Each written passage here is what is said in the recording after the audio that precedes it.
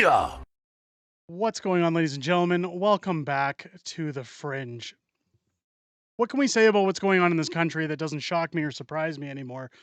When it comes to Justin Trudeau, when it comes to Captain Socks and his ridiculous policies, his word salad, his spending, his scandals, we talked about the $8 billion slush fund that is now relevant in our lives after coming out with a $1 billion slush fund earlier last year. The scandals just keep coming in. Like I said on that video about the $8 billion slush fund, it wouldn't be another week in Canada without another scandal from Justin Trudeau. Things aren't looking good for him as we move into the summer. And again, as summer heats up, even though the Parliamentary House goes on vacation, they step down for the summer. I think that this summer is going to be a little different from every other typical summer, simply because next year we're heading into an election. I think guys like Pierre Poilievre, even good old Captain Turd, are going to be trailing the countryside, trying to promote themselves and trying to convince Canadians that in the upcoming election, they're worth listening to, they're worth voting for. Now, that being said, good old post from Andrew Lawton today showing that the blistering question to Justin Trudeau, followed by a Gim answer. The public appears to be an overwhelming negative view of you personally, and you seem to have lost control of the conversation on some of the key issues Canadians care about. Talk about an own. They're being completely blatantly obvious, and it's refreshing to see a journalist actually say to Justin Trudeau that nobody likes him. His answer, well, I just want to show that this glib answer that Andrew Lawton's quoting, and then we'll discuss. Hi, Laura Stone, Globe and Mail. Prime Minister, I want to ask you about leadership. Polls have put you 20 points behind the Conservatives, and it doesn't seem to be getting better despite your recent communications push from your budget. The public appears to have an overwhelmingly negative view of you personally, and you seem to have lost control of the conversation on some of the key issues that Canadians care about. I think the public might be looking at you and your position right now and thinking, for the good of the Liberal Party, why is he staying on? Thank you for your concern, Laura. Thank you for your concern. You see that smug smile as he walks to the podium now? Guys, I know you don't like hearing from Justin Trudeau. You don't want to hear what he has to say.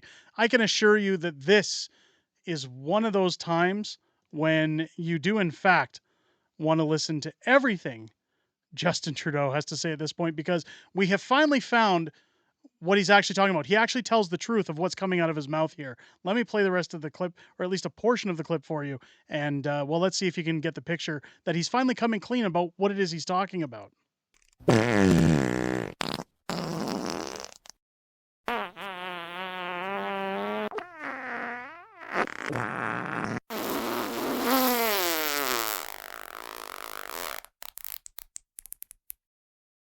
Now, all good things in jest. I thought I'd give you guys something to laugh at today, but what's not to laugh at is this post from Larry Brock. And again, this is where I question where we're headed as a country. How this, not Larry Brock, but how Justin Trudeau is going to convince Canadians or easily manipulated Canadians to think that he's worth a vote in 2025 is going to be an astounding uphill battle that I think he's going to be facing, because here we go again, the cover-up coalition at work.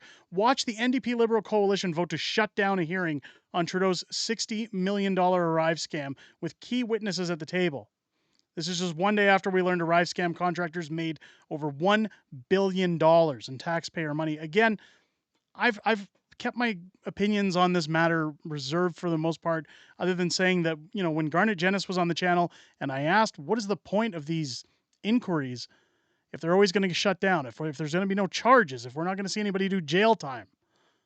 Why are we spending taxpayer dollars running these investigations? And of course he said, well, we got to get to the bottom of it. And while I feel there's a lot of showboating that goes around there, when stuff like this happens, it's infuriating.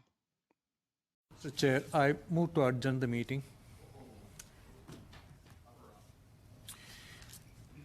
Motion to adjourn the meeting. I'll have the clerk to call the roll call on that, please. Shall the motion of Mr. Aria be adopted? Ms. Bradford? Yes. Mr. Aria? Yes. Ms. Khalid? Yes. Ms. Shanahan?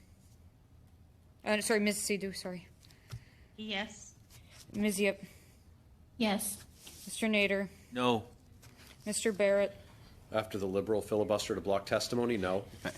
Mr. Brock, Absolutely no.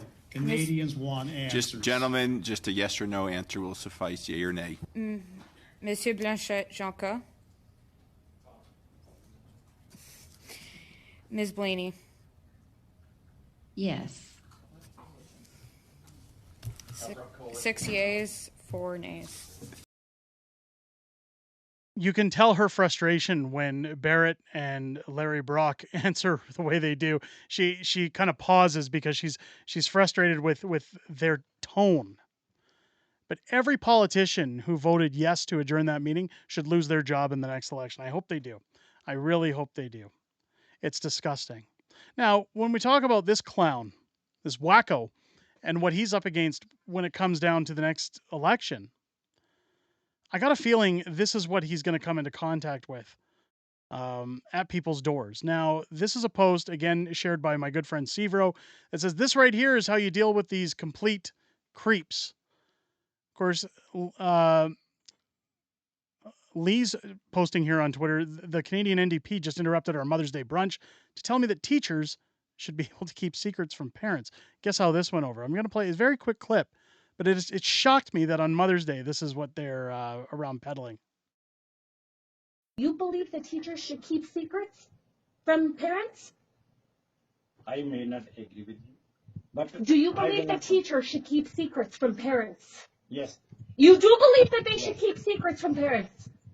parents Get are- off my lawn. Thank you, friend. That right there is what every household that has one of these people canvassing. Now, I believe this happened in Saskatchewan over the weekend, but anytime these people come to your door over the summer or over next year, this should be the reaction. Open the door, entertain their God complex or their superiority complex for as long as you can, and then scream at them, slam the door in their face. I know a lot of them are volunteers, guys. I'm not cruel. I'm not telling you to be mean to people, but you should give the message that they're not wanted, that their policies just aren't going to work for us anymore, that we've had enough. I know I joke around on this channel a lot. I try to keep things as lighthearted as I can because we're in a really crappy time in Canadian history. When people are down on their luck, they can't pay their bills, they can't move forward with their lives. People are living check to check, if not living in debt and poverty. The jokes are merely there to try and lift people's spirits, when in reality, when these people come to your door, when it comes time for the election, people need to get serious and remind these parties who's actually in control and where things are going to be headed in the future. Let me know what you guys think down below in the comments. Did you enjoy Justin Trudeau's speech? Let me know what you guys think down below. If it's your first time here, I hope this video has earned your subscription. Make sure as you're hitting that button, click the bell for notifications. Join us live every Friday. Aside from this one on the long weekend, I'll be out of town, but join us every other Friday at 6 p.m. Pacific, 8 p.m. Central for Friday Night Fringe, where we go over stuff like this and everything else that's happened in the week of politics. And we have a little bit of back and forth with our community. I always truly look forward to hearing what you guys have to say in those live streams and hear your opinions. It's the one thing I look forward to every single week. I hope you guys enjoyed this video and have a great rest of your day. I'll catch you on the next one.